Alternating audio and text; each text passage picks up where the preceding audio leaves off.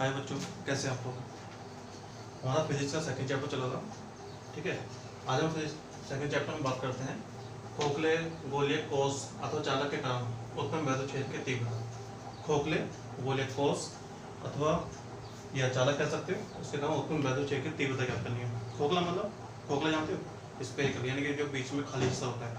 आपने जैसे एग्जाम्पल लेते हैं, जैसे आपने बॉल देखी होगी, बॉल गेंद जिससे हम लोग खेलते हैं, क्रिकेट खेलते हैं, तो हमने देखा कुछ बॉल होती है जैसे ठोस होती है, जैसे लेदर की है, और जब कुछ प्लास्टिक की बॉल होती है बिल्कुल अंदर से खाली होती है। तो इस टाइप की सीट की बात कर रहे हैं, यानी खोखले गोलीय कोष है, उसके कारण हमें उत्पन्न वैद्युत क्षेत्र की तीव्रता ज्ञात करनी है।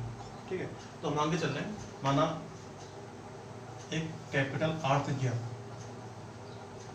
का खोखला गोलीय चालक है, एक कैपिटल R त्रिज्या का खोखला गोलीय चालक है। इसको प्लस Q आवेश देने पर आवेश इसके ऊपर समान रूप से वितरित हो जाता है। प्लस Q आवेश देंगे तो आवेश इसके पृष्ठ पर समान रूप से वितरित हो जाता है। आवेश इसके अंदर नहीं है, केवल पृष्ठ पर होता है। ठीक है, आवेश जो है केवल इसके पृष्ठ पर होता है। ठीक, अब इस खोखले गोलीय कोष के कारण हमें इसके पृष्ठ पर, इसके अंदर और इसके बाहर तीनों स्थिति में वैद्युत क्षेत्र की तीव्रता ज्ञात करनी है। ठीक है, इस खोखले गोलीय कोष के कारण खोखले गोलीय कोष के पृष्ठ पर, इसके बाहर और इसके अंदर तीनों स्थिति में वैद्युत क्षेत्र की तीव्रता ज्ञात करते हैं। तो पहले हम बात करते हैं बाहर के लिए। हम आगे चलते हैं। खोखले गोलीय कोष के केंद्र O से स्मॉल r दूरी पर स्थित कोई बिंदु P है जहां हमें वैद्युत क्षेत्र की तीव्रता ज्ञात करनी है। ठीक, बिंदु P से होते हुए हम एक गोले की कल्पना कर लेते हैं। जैसे गोला है, सेम ऐसे ही काल्पनिक गोले की कल्पना करते हैं। कल्पना क्यों की है? क्योंकि हमें नहीं पता है कि बिंदु P यहाँ पे है, यहाँ है, कहाँ माना गया, हमें नहीं पता कि बिंदु P कहाँ है, क्योंकि इससे बल लिखा है। क्योंकि यहाँ पे जो स्फेरिकल सेल है, इससे आवेश तो बाहर क्यों निकलना है, सभी दिशाओं में निकलना है, इसलिए इसको हम चारों तरफ से एक स्फेरिकल सेल मानते हैं। ये भी सेम ऐसे स्फेरिकल सेल माना गया। ठीक है, लेकिन ये काल्पनिक माना गया, इसको हम काल्पनिक मान के चलते हैं। गोले के बिंदु O से इसमें r दूरी पर स्थित कोई बिंदु P है जहाँ हमें वैद्युत क्षेत्र की तीव्रता ज्ञात करनी है। बिंदु P से होते हुए एक हमने काल्पनिक गोले की कल्पना की है। ठीक, अब इससे जो बल रेखाएं निकलनी है, जो बल रेखाएं निकलेंगी, बल रेखाएं स्फेरिकल सेल है उसके पृष्ठ के लंबवत होकर निकलती है। तो बिंदु P पे जो एरिया होगा, बिंदु P बहुत सूक्ष्म एरिया है, बहुत सूक्ष्म पॉइंट होगा, उसका कोई ना कोई क्षेत्रफल जरूर होगा, जिसको हम अनंत सूक्ष्म क्षेत्रफल कहते हैं। तो उसका क्षेत्रफल dA और बिंदु P से निकलने वाली वैद्युत बल रेखाएं, दोनों की दिशा क्या होती है, बाहर की होती है। dA और E दोनों की दिशाएं बाहर की होती है। तब बिंदु P से निकलने वाला फ्लक्स d/E बराबर E dot dA, E dA cos theta. इनके बीच का कोण कितना था, थीटा बराबर 0, क्योंकि E और dA दोनों समदिश है, यानी एक ही दिशा में बाहर के निकल रहे हैं, तो इसलिए थीटा मानने पर 0 है, क्योंकि थीटा E और dA के बीच का ही कोण होता है। तो d/E बराबर E dA cos 0, cos 0 मान होता है 1, तो E dA d/E। अब ये तो हमने पहले फाइंड किया कि बिंदु P से निकलने वाला फ्लक्स। हम बात करते हैं संपूर्ण गॉसियन पृष्ठ से निकलने वाला फ्लक्स कितना होगा। उसके लिए क्या कर सकते हैं, समाकलन d/E बराबर close integration E into D. Phi E को तो हम फाई E लिखेंगे और इसको E इंटीग्रेशन dA। अब dA इंटीग्रेशन dA लिखा है, इसका मतलब हमें इस छोटे से एरिया जो मान के चले इसका हमें क्षेत्रफल का समाकलन करना है। तो ये संपूर्ण गोल से पृष्ठ हो गया, वो ये गोल है, तो गोले का पृष्ठ क्षेत्र कितना होता है, 4πr², यानी कि इंटीग्रेशन dA बराबर 4πr²। कौन से गोले की बात करें, बाहर वाले गोले की बात करें, इसलिए इसको हम इसमें आगे के चलते हैं। ठीक है, तो फाई E बराबर E डॉट 4πr²,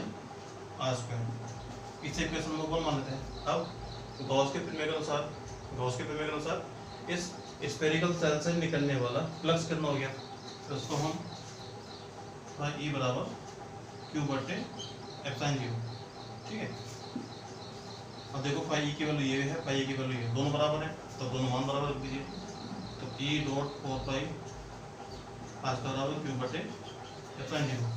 तो हमारा कितना आएगा, ये आएगा ई बराबर 1/4 पाई जीरो क्यू बटे आर स्क्वायर।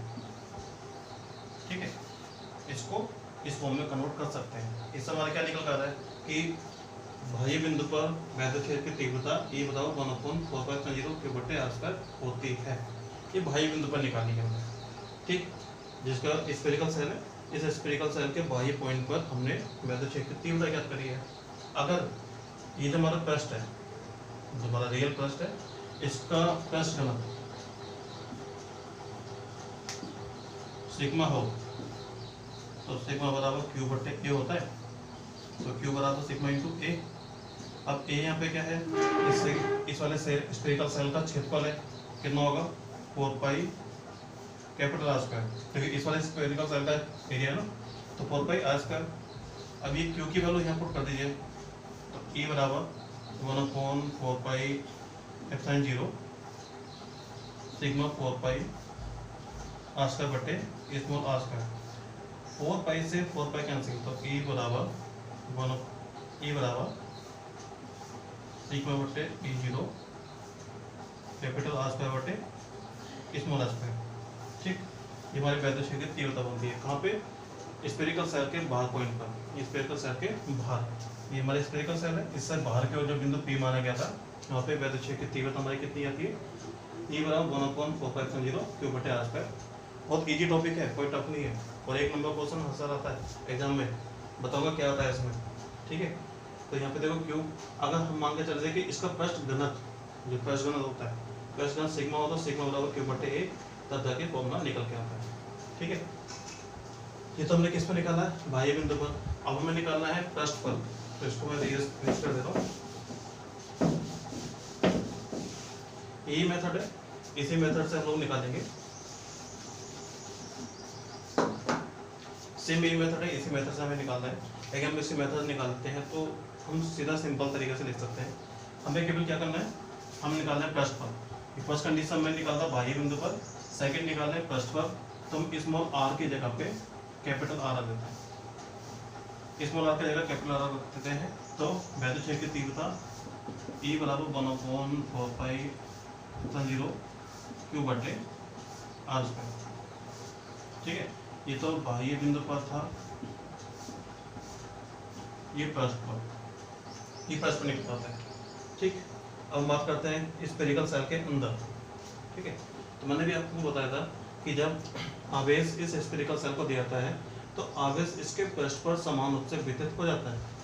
देखिए, इसके अंदर स्फेरिकल सेल के अंदर आवेश शून्य हो जाता है। क्यों शून्य होता है, इसको देखना बड़ी कोस देखना। मैंने आपको एक इससे पिछली वाली वीडियो में बताया था कि एक सीट है, अनुलंबाई की सीट है, उसके द्वारा उत्पन्न वैद्युत क्षेत्र की तीव्रता ज्ञात की थी। सीट के दोनों ओर वैद्युत रेखा निकलती है। ठीक है, उसी तरह से इसमें भी दोनों ओर वैद्युत रेखाएं निकलेगी। इससे वैद्युत रेखा अगर ऊपर की ओर निकलनी है तो वैद्युत रेखा अंदर भी निकलेंगी। उसी तरह से इसके जस्ट सामने मान के चलिए, वैद्युत रेखा इधर निकलनी है तो इधर भी निकलनी, तो ये दोनों वैद्युत रेखाएं क्या हो जाएंगी, एक दूसरे के जस्ट अपोजिट हो जाती है, जो एक दूसरे के प्रभाव को नष्ट करती है। केवल ये दो वैद्युत रेखाएं नहीं, इसके हर पॉइंट से जो अपोजिट कंडीशन में आएगी वैद्युत रेखाएं निकलती हैं, बाहर भी निकलती है, सीट के दोनों तरफ निकलती है ना, एक दूसरे के प्रभाव को नष्ट कर देती है। इसी कारण इसके अंदर वैद्युत, इसके कारण इसके अंदर जो आवेश होता है वो शून्य हो जाता है। ठीक है, तो खोखले गोले कोश के अंदर आवेश Q का मान 0 होता है, तो तीव्रता 1/4 पाई एप्सिलॉन जीरो बटे आर स्क्वायर ई बराबर 0। यही वो क्वेश्चन है जो आपको पूछा जाएगा 1 नंबर का, कि खोखले गोले चालक के कारण उसके अंदर वैद्युत क्षेत्र की तीव्रता कितनी होती है। आप कितने लिखोगे, 0। क्यों होती है 0, क्योंकि हमें पता है कि इस स्फेरिकल सेल में जो कि सीट है, सीट के दोनों वैद्युत रेखाएं निकलती हैं, तो वैद्युत रेखाएं बाहर निकलती हैं तो अंदर की ओर भी निकलेगी। सेम इसके अपोजिट कंडीशन देख लीजिए, वैद्युत रेखाएं बाहर तो अंदर की ओर, लेकिन दोनों एक दूसरे के प्रभाव को नष्ट कर देती हैं, इसलिए अंदर की ओर आवेश शून्य हो जाता है और तीव्रता भी शून्य हो जाती है। ठीक है, टॉपिक बहुत अच्छा है, और 1 नंबर क्वेश्चन यही पूछा जाता है कि खोखले गोले कोश के कारण उसके अंदर उत्पन्न वैद्युत क्षेत्र की तीव्रता कितनी होती है, आप क्या बताओगे, 0 होती है। अब सेम टॉपिक है इसी तरह से।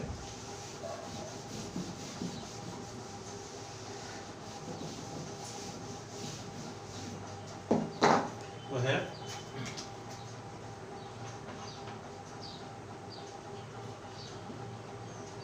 बिंदु आवेश के कारण उत्पन्न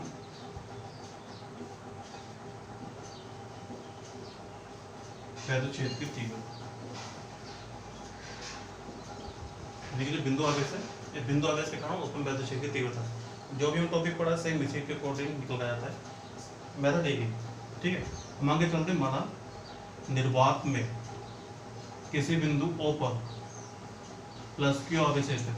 निर्वात, निर्वात जानते हो, निर्वात किससे कहते हैं, निर्वात जहाँ पे केवल एक ही प्रकार की गैस पाई जाती है या कोई गैस नहीं पाई जाती है, उस समय निर्वात कहते हैं। वह स्थिति या वह स्पेस जहाँ पे केवल एक ही प्रकार की गैस पाई जाती है या कोई किसी भी तरह की गैस नहीं पाई जाती है, उसको हम निर्वात कहते हैं। ठीक है, तो आगे चलने। निर्वात में किसी बिंदु O पर प्लस Q आवेश स्थित है। आवेश Q से स्मॉल r दूरी पर स्थित कोई बिंदु P है जहाँ हमें वैद्युत क्षेत्र की तीव्रता ज्ञात करनी है। अब इससे बल रेखा निकालेंगे, बल रेखा डायरेक्शन की बाहर की ओर होगी। ठीक है, तो बिंदु P से होते हुए हम एक गोले की कल्पना कर लेते हैं। इससे क्योंकि बिंदु आवेश है, इसे तो बल रेखा से हम निकलनी है, तो हम केवल एक पॉइंट की बात करते हैं, फिर इस पूरे पृष्ठ के अकॉर्डिंग बात कर सकते हैं। तो बिंदु P का जो क्षेत्रफल है, अनंत शून्य क्षेत्रफल dA, इसके डायरेक्शन बाहर की ओर है और वैद्युत बल रेखा इससे बाहर की ओर निकलती है। ठीक है, तब बिंदु P से निकलने वाला फ्लक्स d फाई E बराबर E डॉट dA सेम है, E dA cos theta, theta की वैल्यू यहाँ पे कितनी है, 0 है, तो E dA cos 0 d phi E तो हो जाएगा E into dA d phi E। ठीक, अब संपूर्ण गॉसियन प्लस के द्वारा निकलने वाला फ्लक्स तो समाकलन कर दीजिए, d फाई E बराबर integration E into dA, E integration dA, इसको फाई E लिख सकते हैं, सेम जैसे कल लिखा था। इंटीग्रेशन dA का मान क्या है, यहाँ पे क्योंकि बोला है 4 पाई r स्क्वायर, तो इसको हम E into 4 pi r square phi E equation number 1 और सेम। फिर गॉस के प्रमेय के अनुसार, गॉस के प्रमेय का उसका यूज करते हैं, और गॉस के प्रमेय के अनुसार निकलने वाला फ्लक्स फाई E बराबर Q बटे एप्सिलॉन 0, दोनों इक्वल कर दीजिए। E डॉट 4 पाई r का बराबर Q बटे एप्सिलॉन 0। ठीक है, तो यह आएगा E बराबर 1/4 पाई एप्सिलॉन 0 Q बटे r स्क्वायर। ठीक, तो इसको हम बोलते हैं बिंदु आवेश के कारण उत्पन्न वैद्युत क्षेत्र की तीव्रता। तो मैंने भी आपको जो बताया था कि खोखले गोले कोश के कारण, और इसमें दोनों का मेथड सेम ही है सोल्व करने का, तो इसको थोड़ा देख लीजिएगा। ये क्वेश्चन भी आपका एग्जाम में कई बार आ चुका है। ठीक है, तो इस वीडियो में इतना ही था।